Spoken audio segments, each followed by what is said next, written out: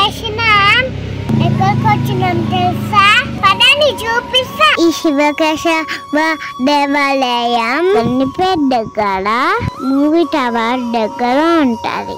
First అలిగితే video తీసుకోమని చెప్పులు, తర్వాత వీడియో చేసినప్పుడు వద్దని చెప్పులు.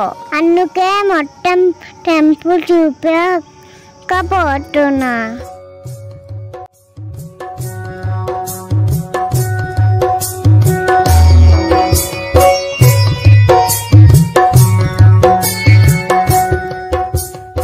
ఈ దేవాలయం చాలా ప్రశాంతంగా ఉంది.